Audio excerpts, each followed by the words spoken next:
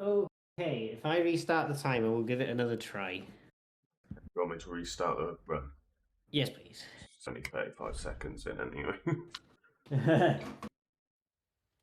Okay, everyone, hopefully we'll have something slightly better on this now. You want to count down again? Yeah, I'm happy to do so. So 5, 4, 3, 2, 1, go. So first one was a false start. We'll try that one again. That run had bad RNG. I could feel it.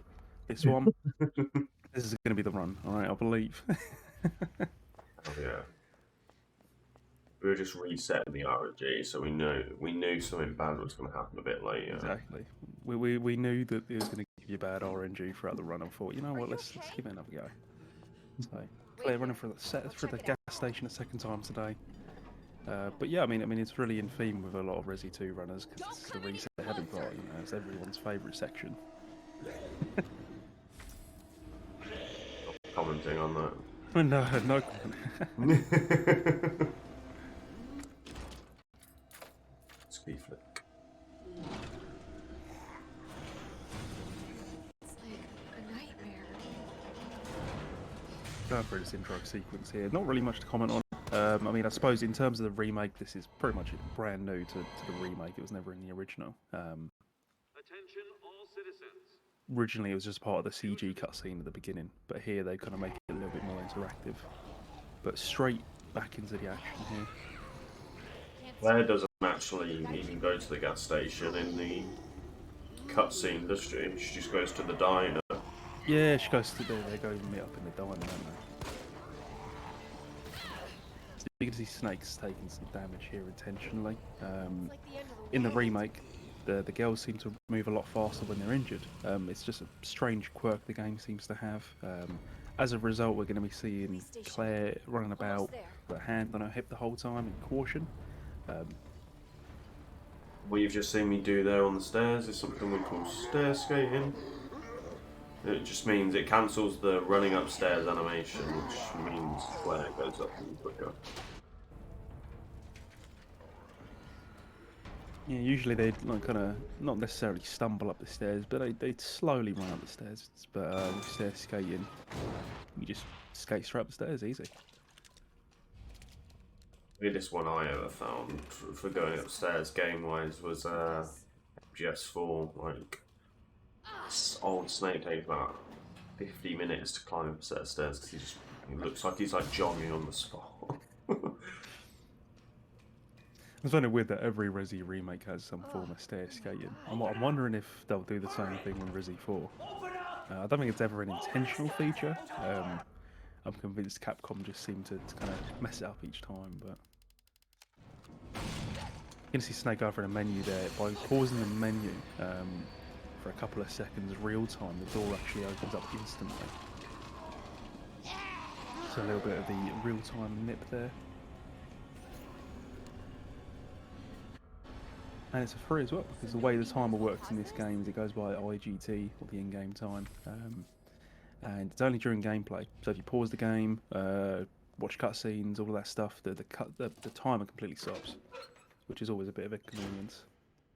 Luckily, we didn't go through the palaver of what Resident Evil Village did, where the timer stops in the inventory. That doesn't happen on this one.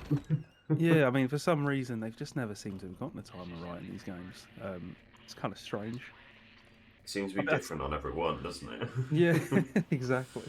I'd say this one probably did it the best, to be honest. I think in terms of the fact that as a running you can pause at any time or let a cutscene roll.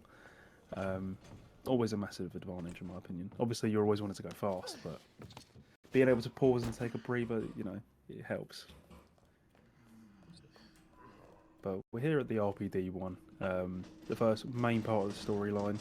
We spend a good chunk of the game here as well, kind of doing the first circuit around, where the objective is to get 3 medallions that are going to get us into the basement. One thing we should probably go into detail about is all the stuff that's on your screen actually, the SRT and whatnot. So yeah, in the right hand side you'll see my FPS counter. It's a rule for speedruns to have it showing. We cap it 120. We um, the reason we have 120 frames is because the knife damage is tied to frame rate. So you see a lot in the boss fights that I'll be using the knife. And then on the left side, I'll let Sornik explain that one. So we got what we got? We got the DA here, the difficulty adjustment. So another quirk with this game is that the difficulty is going to adjust depending on the actions of the player and the things they're doing. It's represented with a DA score. At the moment, you can see it's 48-10. During the run, you're going to see Snake doing things like shooting randomly. You've already seen him do it as well. But basically, the game will change its difficulty score depending on the items you pick up or the damage that you take. And pretty much the game's always kind of watching you to see how you're doing. Obviously, from the perspective of like a casual player, it means that no two playthroughs are ever going to be the same. As a speedrunner, on the other hand, it's a little bit more tricky. It's a whole mechanic that I think needs to be kind of kept in mind for the runner. You can't just kind of let the score run wild. I think the highest it can go to on this difficulty is 8. So right now, I'd say, you say it's at a 4 right now? Yeah. So definitely where we want it to be. Are there any points in the run where a low DA score can affect you? Well, yeah, I'd say if the lower it is, the boss fights will take less time to kill. So, like, say, for instance, you can get hit by Randy and still carry on this this RPD1, but if I take a hit from Randy, the liquor, my DA is going to go down. So, G1 will then be an easier fight.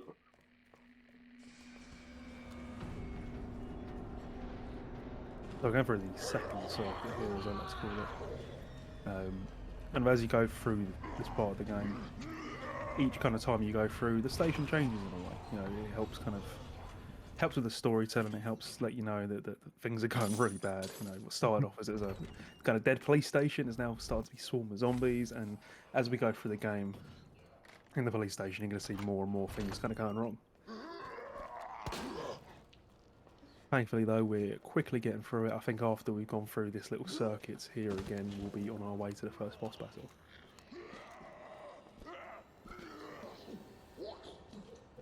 Nice, but donuts Something to keep in mind is if a zombie or an enemy in this game has a name, if Snake's got a name for it, it definitely means us fast. So. Yeah, and that liquor there is who we call Randy Orton. Is he gonna drop from the top rope and RKO us? That's the question. That's exactly why he's called that. He can do that. He was nice though, luckily. So we've got these. One more medal. One thing to mention is that the combinations in the A scenario will always stay the same, but the order in which the plates start off in are completely random, I believe. Yeah. So, top runners will know whether to press W or S and stuff, because they sort of memorise what's after what. Got a small brain, so I can't do that. I was going to say, that takes way too much for me, honestly.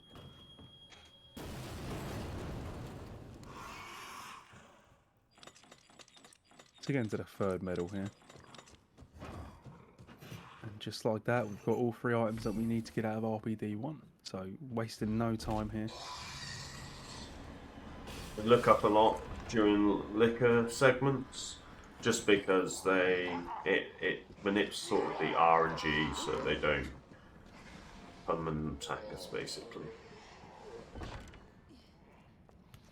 Ivory was fairly nice as well. So you're going to notice Snake's got 2 knives in there. As he mentioned earlier, it's discovered very, very early on that the knives, or the damage of the knife, is tied to the frame rate. So it's decided to make two categories on PC, one for 60 and one for 120 frames per second. Because we're doing the 120 frames, the knife is going to be a lot more powerful. The way it works in this game is it's like self-defense items, much like the original remake, where you'll pick up something and when you get grabbed by a zombie, you have the chance to kind of use that item, whether it's a knife or a grenade or a flashbang. But in this, we need the knives. We've got two of them all ready to go here. You're going to see Snake absolutely demolish the first boss here. Good old William Birkin, G1. And you're just going to see how powerful the knife really is.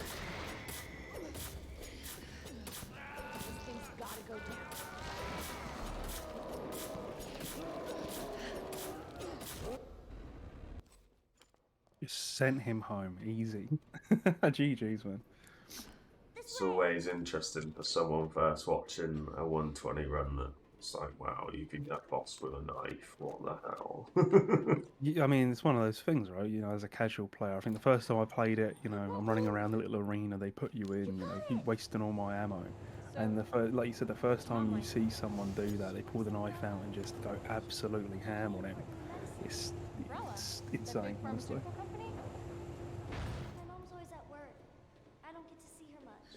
Is there like what else is there to that fight? I suppose like your positioning as well. Like you'll see like the way Snake kind of lined himself up to kind of maximise because the way Claire and Leon knife are slightly different, and you want to maximise the amount of damage you're doing based on the swing and the positioning of the knife. That makes sense. Right, yeah. So you see how I like angle Claire is to get like because there's like 3 hit points on the knife, and you want every single hit of it to be going into the loss, basically.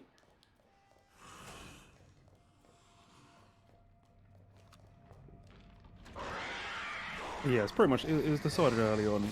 There's no point in making it pay to win, so let's just cap the frame rate, which I think is definitely the best way to do it. You know, if you were running the game on like a brand new PC and you had the thing running at like 200 FPS, it would put you at a massive advantage. But here we are at the basement anyway.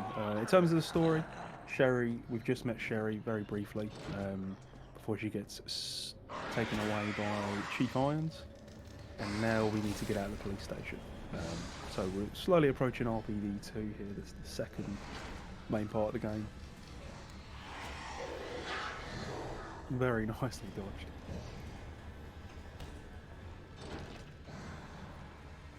See, but Leon, he deals with dogs, but Claire gets the pleasure of dealing with these lickers here, which don't mess around. You know, they don't hold back. They really don't.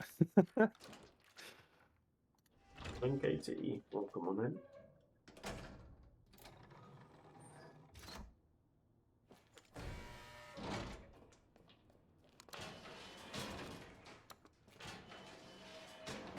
You can tell I've skipped Spark Shot because I didn't pick up the pouch, so that's how you know. Oh yeah, he's locking himself in early. No Spark Shot.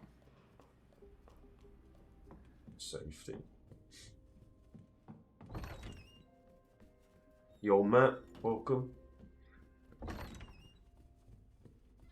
You did really well pace-wise. Oh, you shouldn't have said that. Yeah, I know. No. I'm not recording, so it's fine. The game listens. The game doesn't hold back. Now. Oh, I'm not recording, so it's fine if this goes wrong. But yeah, I'm about 5 seconds ahead of my pace at the moment. Not too bad, honestly. What are we, 12 minutes in? I think I'd still be in the gas station.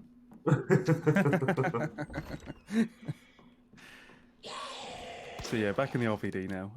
Loads of brand new sections to unlock here. I honestly love the map design to this. I could gush away it all day. Bit weird. So that's fine.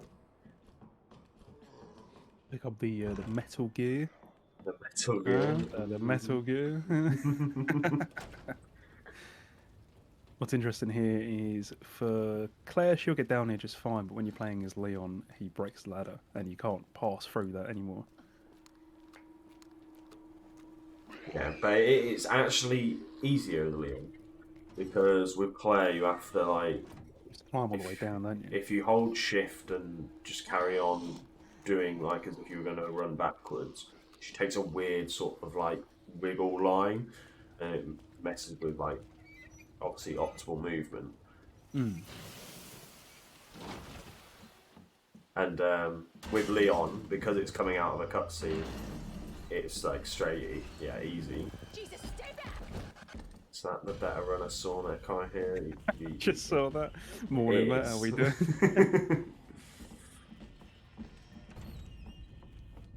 Just met Mr. Rex as well. Everyone's favourite 20-foot trench coat wearing tyrant stomping about. The game doesn't really let you take a breather, like especially after RPD 1. It's got to add something new each time you go through the police station, and this time you've got him chasing you. Definitely a massive change in the remake.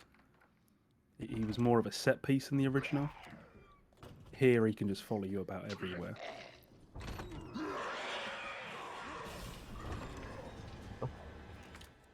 How would you say Mr. Rex changes things in this run? You know, compared to the original, where again he only pops up in certain sections. It's mainly What this kind of bit. Very nice. Because he can come through this door. I don't know how close he is right now. Oh, Very close. I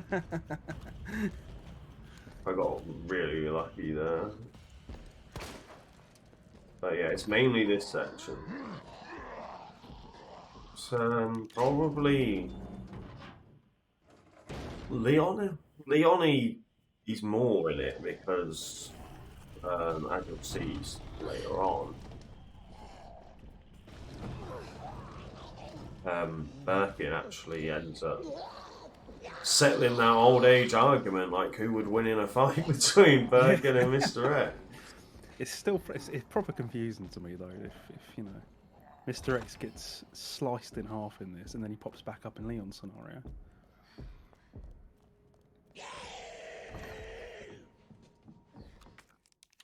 I realised I forgot to sort my menu out there. What is he? Forgot an item. I was like, oh no. No. But yeah, menuing, always a big part in Resident Evil games is the inventory management. What's interesting, you know, with speedrunning in Resident Evil games, a lot of these mechanics are just been baked into it.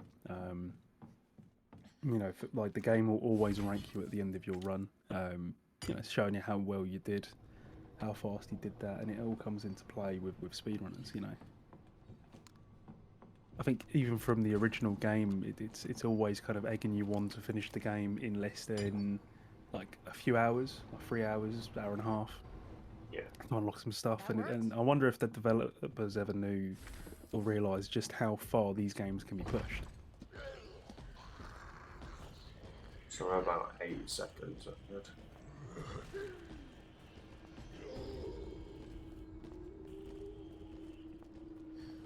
What's interesting as well is Mr. X can't go through the clock tower. There's a couple of sections in the game he just won't follow you into. That's one of them. Well, he can go through there, you know. There is a very, Oh yeah, he can go through here, can't he? there's a very rare RNG that when you know that one where I just opened the lock on it. It's super rare. Like I've only ever had it happen once. He can be literally like actually like waiting right there. Yeah. I need to open my puzzles because Good old Mr. X being a meme. But already like that, we've gone through RPD2 pretty much, and we're heading on to every Resi 2 player's favourite section. Yeah. Before we get there, before we go ahead, you got this puzzle, which I still never I don't understand this, but I mean I get it, but the fact that you're able to do it so quickly. It's because I know the inputs to it, so it's like SE, ASE, AEEE, SAE, SDE. If I didn't know the inputs, it'd probably take me a bit longer. I just sat there for 5 minutes. I mean, that'd be me anyway. We've got the another puzzle here as well.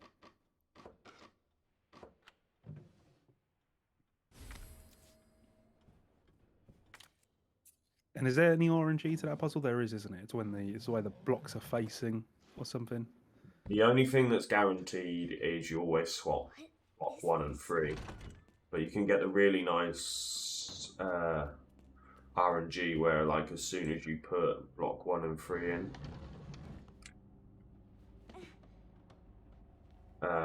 it just yeah, it's done, which is very nice, but it's super rare.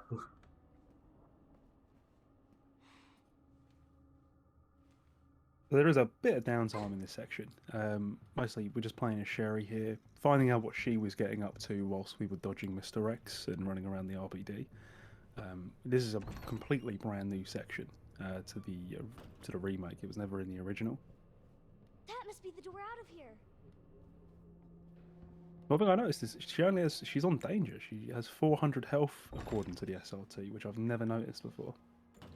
So I think I just think it would be fine for her, but they give her less. I don't know. It's weird. I suppose it's because maybe it's one shot from death, and if you get caught during this section, you don't die. It's just game over. But I guess to trigger that game over event. Yeah, exactly. I guess it's to trigger that game over event. Help! Somebody, please! Yeah, we've got the not so family friendly police chief here, chasing us about. In terms of the story, it's because he's been taking a paycheck from Umbrella now, and knowing that this is the daughter of the two Umbrella researchers, the Birkins. He's taken her basically for safety, for a way out. It's all over now. Doors locked. Thing is like we said earlier, it's one shot pretty much. If you get caught, it's GG. So even though it is a bit of an auto-scroller section, there are sections where you kind of have to wait around for a little bit. Certain positions you have to go into, but he's always going to be on this kind of like it never changes, does it? The search that he does. It's like what we often call the auto-scroller section. So yeah, plenty of downtime here. I guess in the meantime, what would you say got you into speedrunning this game initially? Well, just watching people on Twitch. People like Matt, who's in chat, Sicky Andy, just gotta be here somewhere. Just what I spent my days doing during like COVID and lockdown. So yeah, and it got me into it, and I decided to become a Twitch streamer and do it myself. Yeah, Either call me a fool for that decision or not.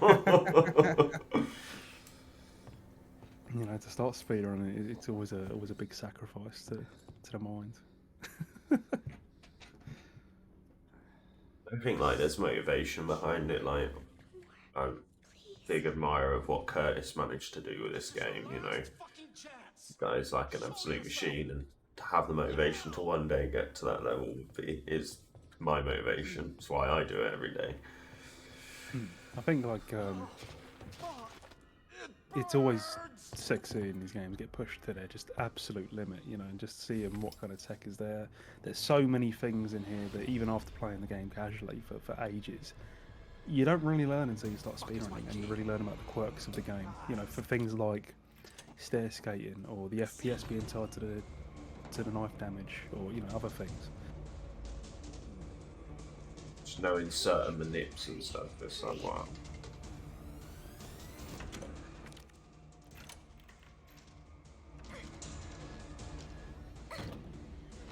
So no key flip this time, no double key? No. Random double key in the menu. I feel like that always happens in marathons.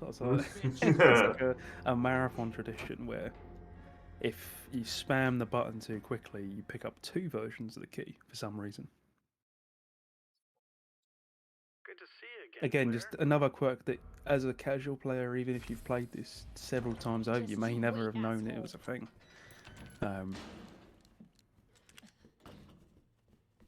Here we are back at Claire now, on our way out of the RPD, and on our way to the adoption we were just at.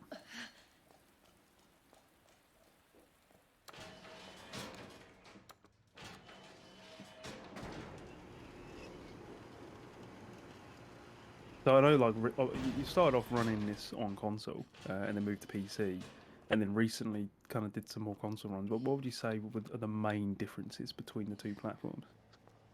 Well, I've not played next gen yet, so I can't answer in terms of like the high frame rate. But the big thing would be the high frame rate. Like boss fights on like OG consoles take a lot longer than say on 120 FPS, because especially like if you're playing on like base PS4, like I'm pretty sure base PS4 is like 30 FPS. So you're sort of like, yeah, running it at the worst case scenario. No idea how many slashes it would take for the for Birkin on like the PS4, but Looks like the only way forward. here we are running through the streets. I think we always say that, you know, it's always cool that they didn't completely scrap the streets section. In the original, you would kind of do what we're doing here at the beginning of the game, you know, running through the streets up to the police station. And here they've kind of remixed it a little bit, put it in the midway point of the game. Even got Misty, the zombie, at the same bin she was at the original. Side of the thing. I don't know what you'd call it, but the thing you climb over, she's on the other side on the original, isn't she? Yeah, it's like flipped, isn't it? Where like the bin's, it's like she's on the left side of the bin. There's only one zombie there, luckily, but these dogs aren't there on the original, so I'd rather have 3 zombies, I think. Would rather have the slow shambling zombies, but we've even got the bus. Ooh. Oh, very nice to dodge. That's gotta be the orphanage. Because I'm so used to you doing Claire B, Hang on, Sherry. I'm used to you having the what was it, the 6-shooter, the SAA or whatever it's called. Yeah. So the way it works in this game is there's 4 scenarios shared between 2 characters, Leon and Claire. I'm sure everyone and their mum knows about it by now, but just in case. And yeah, there's Claire A, there's Claire A standard, as opposed to the B scenario, where there's a few differences here and there in like the route and the items and even the weapons you get are slightly different. The puzzle's completely different too. Sherry, Yeah, as well. where are you? Sherry? I think it starts at 4,000 on Claire A standard. On Claire B standard, it starts at 5,500. Don't stop!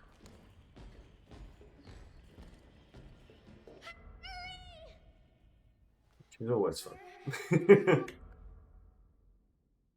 And again, just another thing that you know, someone running this game has to keep in mind. You know, difficulty adjustment, the menuing, the health of your knives, which they have like what, 1,000 health each, as you can see on the SRT. You know, Snake's got 3 knives. 2 of them have 964 HP. One of them 334. And it's always about optimizing things. You know, make sure you've got the right knife selected to get rid of it. But here we are at the sewers as well, which in the remake had a huge overhaul. Cable car. Here? I'd say it was really more of like a transition phase in the original, you know, Yeah, gave you I'd some agree. downtime between the RPD and the labs. Here it really has been given like some extra care, and it is its own full-fledged section, I'd say. Hold Yeah, on, Sherry. definitely. Right there. Like in the original, it's more. The only real thing that can happen is like Sherry RNG, isn't it? Where she can like sit down and be annoying. But, Yeah, like an AI can bug out in pure Capcom fashion. you don't have enemies that can really, unless well, I suppose you do have enemies, but they're usually like a free pass, really, aren't they? Yeah, like in the original, like you just kind of run past everything. Especially in the sewers, a lot of the enemies are kind of out of the way, or can be manipulated. But here, you know, because the zombies AI is so much better, that you know, you've got so much more to worry about. Like you've got these 2-3 zombies down here. I do that. Okay. You know what? I should have took the boat. I should have just took the boat. I think. There's not much I can do. I certainly can't pick up smart shots, so...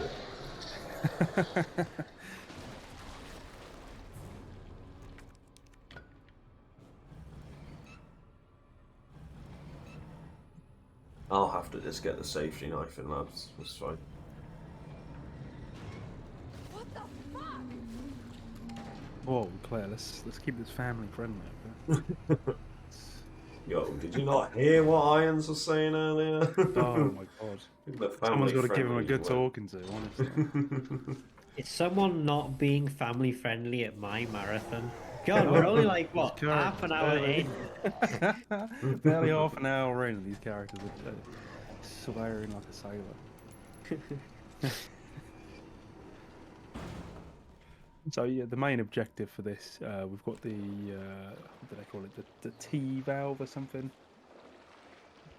T-bar valve, which we use to open up a load of the doors here. Pure Resident Evil survival horror fashion, you know, you get a key item, you've got to unlock a load of brand new doors, that gets you another item that you can use to unlock even more doors. But blitzing through here already. Coming up to...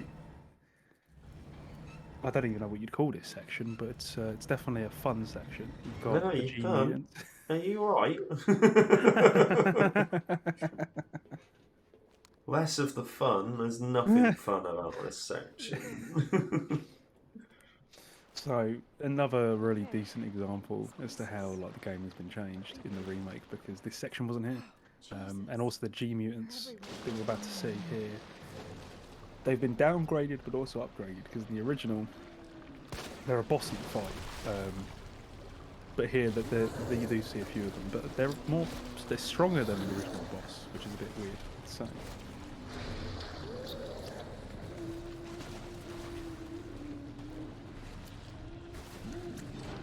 What makes the G mutants so lovely in this game is that when they do grab you, you're kind of given the choice between using a self-defense item or getting poisoned. So not too fun. You know, puts the speedrunner in a bit of a bad position where it's like, do I just take the poison? Do I give him my knife? Do I give him the grenade? If I do, how's that going to affect things later on? You know, I can have knives for later on to fight certain bosses.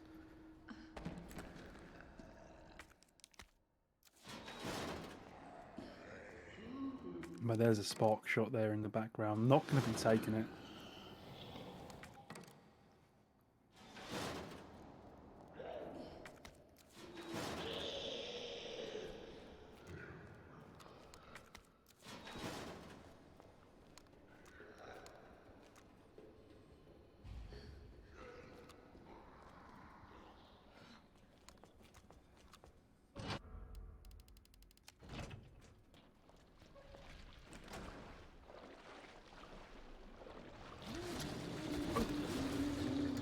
GG. So does that position change at all? Yeah, In regards to literally every run it's different. So, is there any way to like manip them, or is it just a case of they'll just do whatever? There's not a way to. Well, there sort of is. What you see me pause as I went through the door. It was for me to see if I could see where the G mutant was. I couldn't see him, so I had a feeling it could be free, but it could be in the final section and out of view. But basically, what happens is if we look at him as we come through the door, you can manip him so he's spitting his babies out, which makes it easy to run past rather than him coming towards you and trying to grab you. Any thoughts on that, sir? I'd say that went. Well, I don't want to say anything. I'd say it went swimmingly. Yeah, it did go really well. Waist deep in sewage water. I'd say it went swimmingly. The only bad thing was giving away the knife to that zombie, but other than that, fairly clean.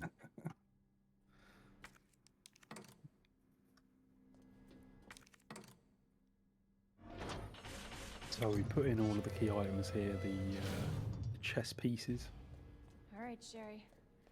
On my way. and now we're heading over to G2. Any thoughts going into lovely old G2 here? That's all I can say.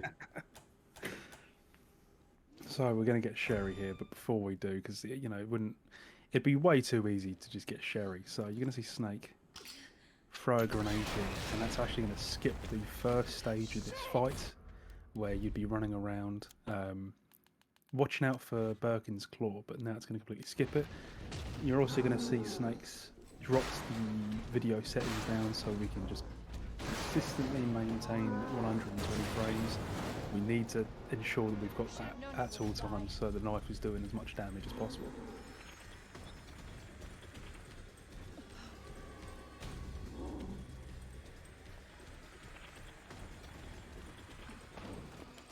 So for those who've never seen this fight, the main part of it is we've got this massive crane here and we need to knock him off. If you're playing the game casually, you can do it in 2 swings. But as you can see, Snake's going to go ham with the knife here. And the idea is, if you can see the top red bar in the SRT, Snake's looking to get the knife the HP of Birkin below 50. And that's gonna make it a 1 cycle. So really taking advantage of that stun phase there to really get as much damage into him as we can. And just like that, sent him flying. GG's, man, that was a really good fight. Oh no! No! I knocked him down to 50, but you can get RNG where if it's not 49.9.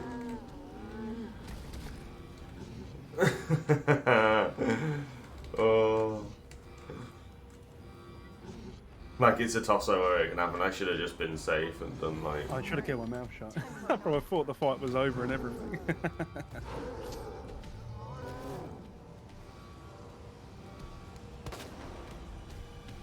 Oh, you know. Ooh, there we go. Well, we got it though. It's still did it smoothly both ways. Yeah, it's literally RNG. Like, I've seen 50 work and I've seen 50 not work. My bad for not just shooting him one more time or something. Well, I'd say, you're showing off the full extent of the fight. That's what I'd say. Yeah. But a really good fight though. Definitely one that shows off a lot of the mechanics in the game. Things like the knife HP, being able to swap knives on the fly as well.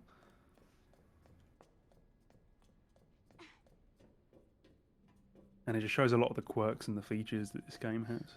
But done with that now. Sherry's been infected. Got to bring her to the secret lab, because it wouldn't be a Resident Evil game without some kind of secret lab at the end. Almost there, Sherry. We're almost there.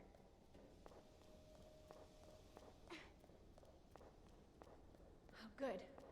The cable car.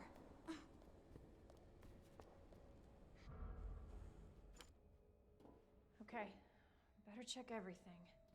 There's no turning back. This tram is bound for Nest.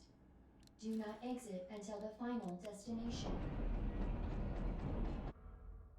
See, I would just shoot some bullets off there. That was to lower the DA. It's good because I'm not on 7. The zombies can get very weird if your DA goes to 7 in terms of, like, they can tank headshots and stuff, so I want to keep it in that 6. For your safety, stand clear until the doors are fully open. In regards to, I know we were talking about this before the run, with the DA and whatnot, how does it change based on the difficulty? So assisted you start on, I think, 2,100. Standard you start on 4,000, and hardcore you start on 9,000. And how it changes is pretty much what it says. Difficulty just means it's harder, it's easier, stuff like that. Yeah, it's like we covered at the beginning.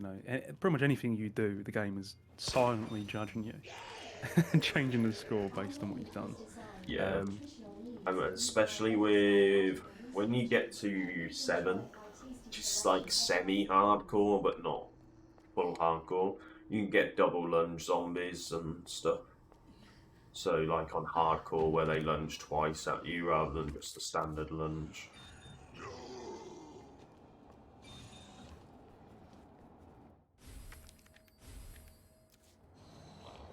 So the main key item of this is that little Fitbit item, the little wristband, and then you upgrade the little chip inside of it each time from level 2 to level 3, and it unlocks, again, much like the sewers, it just unlocks more parts to explore. Dr. Lee, your presence is urgently requested by Chief Cartwright in the East area. I'd say the lab's definitely got a fair bit of a change. It's got a very similar layout, like you've got this kind of middle section that was also in the original, but I think the aesthetic was definitely changed. Seemed a lot more like a kind of an industrial kind of lab in the original, Yeah. whereas this it looks more like, looks kind of futuristic, but I think that's the point. I think that was the intention they were going for. I mean, like, did this sort of technology exist in 1998? You know, like an ID sort of thing. It's Very like true.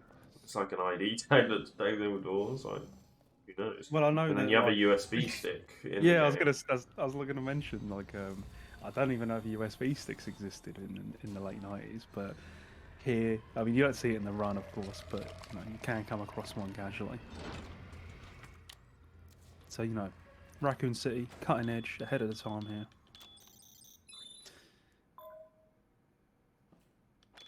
So normally in the game, the player would discover these codes for exploring the lab and coming across different items. We know it, so we can just skip it. It works very similarly to a number pad. You just replace the icons with so it's like 3, 1, 2, 3. But now we've got our next objective is dispersing the solution.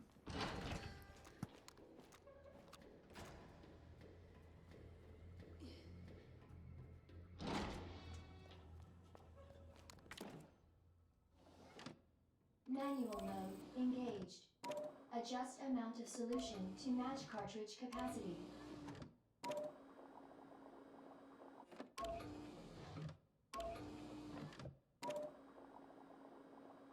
The funny thing about this puzzle is it took me ages to do it the first time, because when you quit the puzzle, it doesn't restart the solution. Yeah. Whatever you've left it at is what it is when you examine it again. But the solution is, what's it, on this it's red, green, blue, red, green, blue, red, green, blue, or something? Well, you were close. It's red, green, blue, red, green, blue, red, green. Oh, almost. And then in B, it's ever so slightly different. Blue, It's actually easier to remember in B because it's blue, red, green, blue, red, green, blue, red, green. So a lot of people will even name it on their splits as like BRG ×3. Yeah, like the right combinations and stuff. Got the lab lickers here as well. We also met the Ivies as well. The Ivies completely reworked in the remake. Definitely upgraded. I think in the original you can definitely fight them, but they kind of just sit about. You can just run straight past them. But in this, they kind of up the stakes a little bit. If they grab you, you have to use a defense item. If you don't have one, unlucky. You Yeah, die. pretty much. You die instantly. Oh, nice RPG.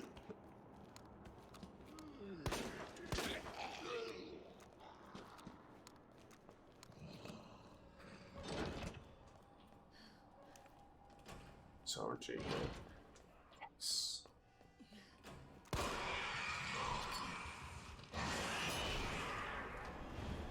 Oh, he was stuck.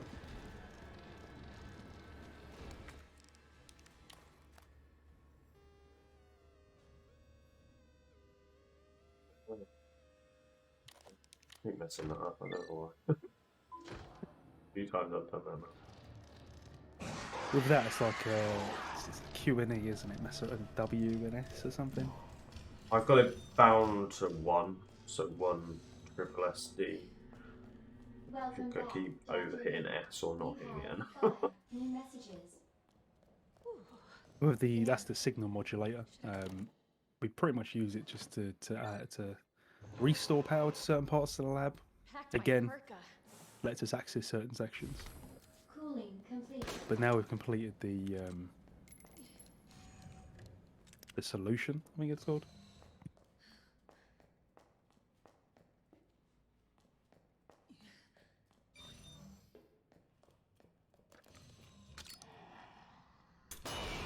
Throwing the flash here to get through these lovely, lovely lab lickers.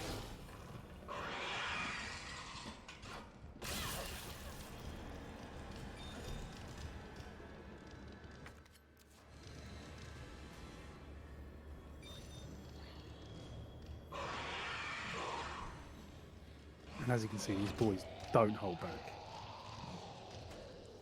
Another thing to keep in mind as well is because we are constantly on caution throughout the course of this run, you're always one shot away from danger. So it is kind of a trade-off. It's like, you know, you can move faster in caution, but you're always going to just be that extra step closer to dying.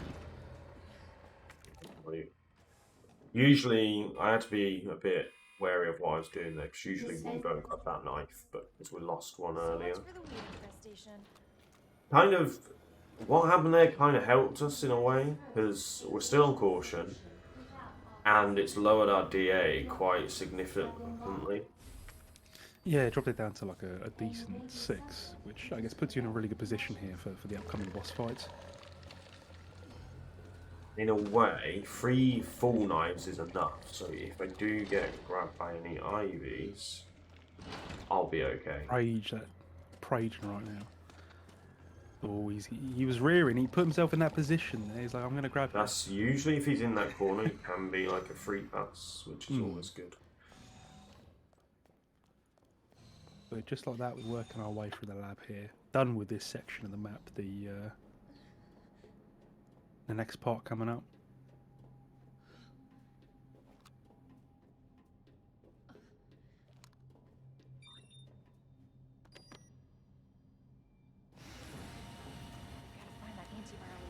As we're kind of running up to G3 here, preparing. Any thoughts on G3? Anything that needs to be said about your favourite boss? It's RNG again, like it can go really well, but it could go really wrong. We're definitely one of the bigger set pieces and bosses in the game, and it's absolutely wild to me that, again, you pull out the knife and you just go ham. And I mean, like we said earlier, you can use the spark shots here.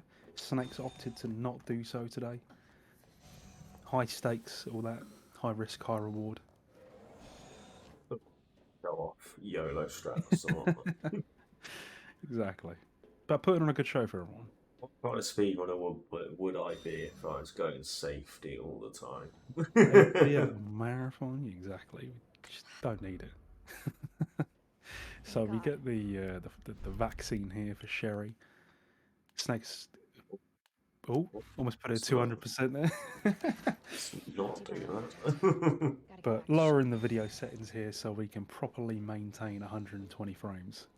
In doing so, the knife is always going to be as powerful as possible.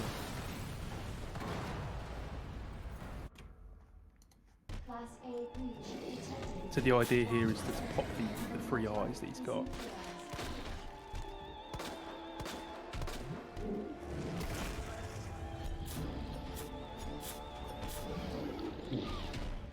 And once he's done that, Snake's going to go right behind here.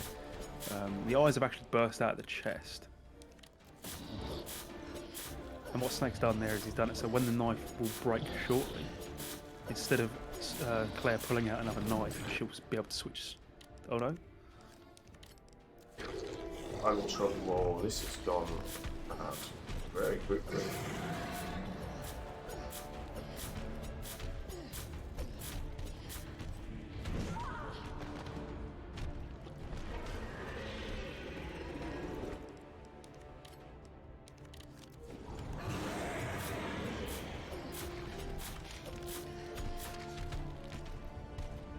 We let the knife break and it basically ruined everything.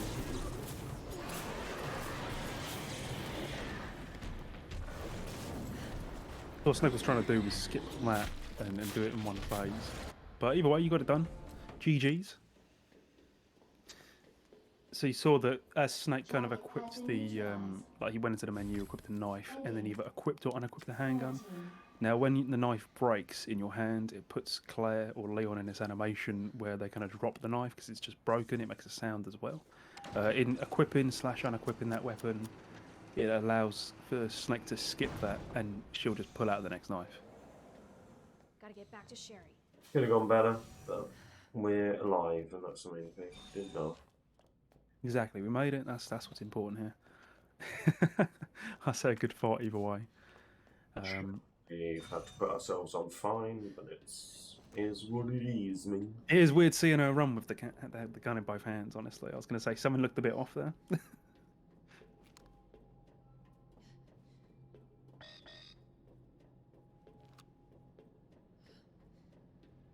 But yeah, it wouldn't be a Resident Evil game without a self-destruct sequence at the end, and that's exactly what we're going to be getting here.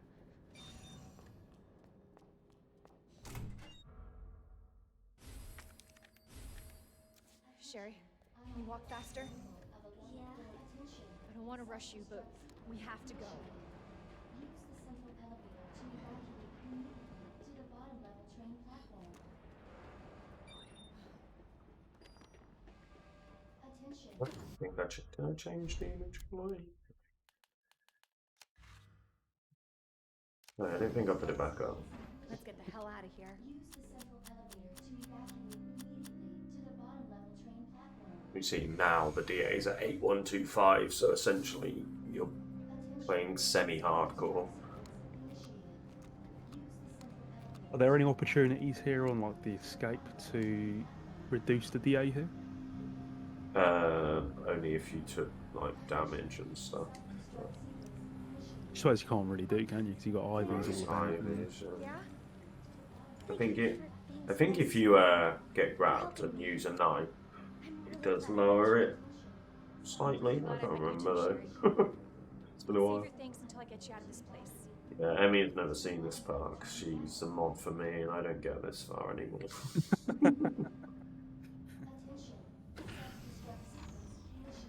I'd say, so if anyone's watching this and they're thinking, oh, you know, I definitely want to jump in on this, what would you say is the best category to really start off on? To start off on, Leon, because you've got that buffer of being allowed to take a hit. But for me, choose Claire because she's better. I suppose, you know, with Leon, you know, Leon doesn't get the quirk of moving faster in caution. Like you said, he gets an extra buffer, an extra hit as a result. It's one less thing you've got to pay attention to, I suppose, you know. And I think, I'm pretty sure, I need to get the statistics up from ResiNet, but more players, I think, well over 60% pick Leon first. I think maybe it's because he was the first disc on the PlayStation. Well, I suppose he's listed first, isn't he? So. Yeah, he's listed first. I think I'd say I'm trying to remember if I'd say it's easier in the remake as it's Leon and Claire starting off. I'd maybe say so. Like Leon gets the better weapons.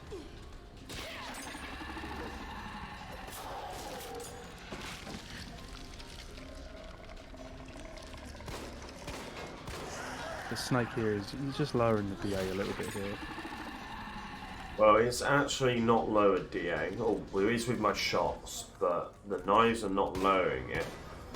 But what I'm doing is I'm making it so I've only got one knife left, because then you've got your full knife ready for the boss fight.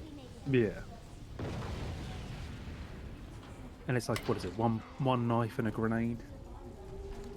Yes, that's right, yeah.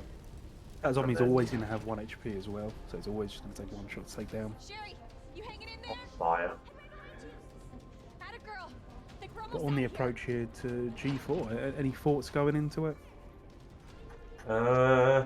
This boss fight is pretty simple, but you need to be like optimal with like your shooting, otherwise it can go bad.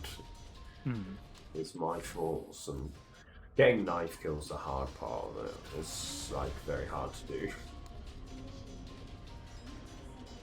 8 minutes until. Also, I just remembered you get the Gatling gun here as well, so not too bad. I love how in the original, the Gatling gun was something you unlocked for beating the game quickly. Here, give it to you again. So here we are, G4, the final fight for Claire Ray.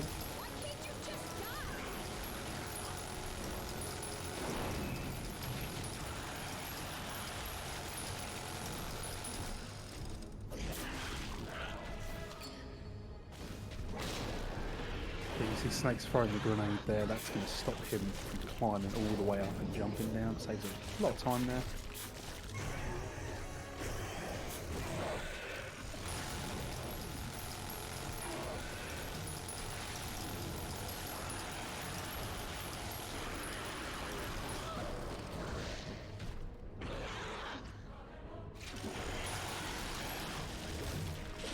Okay. This is another fight they kind of remixed in the remake here. Like this train fight you only really do at the beginning of the labs, but here it's to kind of cap off the labs in the remake. And there you go, GG. Oh no, it's time. There you go. Any thoughts on that run? I'd say everything went pretty well, man. Dropped a Yeah. solid time, I'd say, especially for marathon strats, and you YOLO'd it. So I think I set a estimate of 55 and I got a 52.26, so I'll take it. There you go, man. GG's. Yeah, if anyone watching again is wanting to get into Resi 2 remake, where can they find you? Where can they start learning? We do have a Resident Evil 2 Remake Discord, so you can access it from the speedrun.com Resident Evil 2 page. My DMs are always open, so if you've got any questions, feel free. Absolutely, and as always, thank you for having me on. Always love commentating for this run. Happy to have been a part of this run as well and the event. And thank you guys for taking part as well. So final time on my side is 55:11. So that's not too bad at all. Well done. So we are next.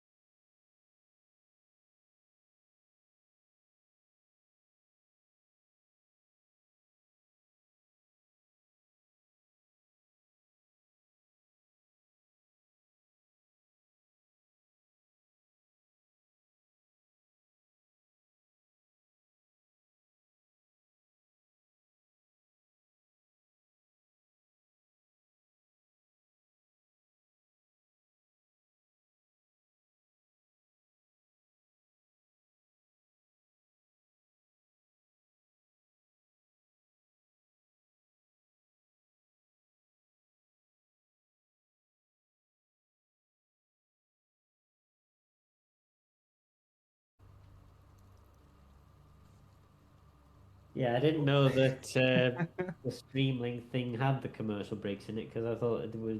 There we go, we're back on now. Anyway, guys, so we're going to go over now to Linkenmeister. We'll be starting that in about 5-10 minutes' time.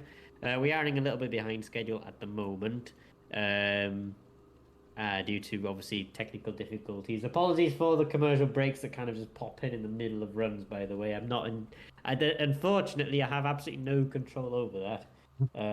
The thing I'm using, I thought that it got rid of commercial breaks altogether, but it turns out that's not the case. They're just removed and changed to some sort of Twitch commercial break in progress thing, which is annoying to say the least.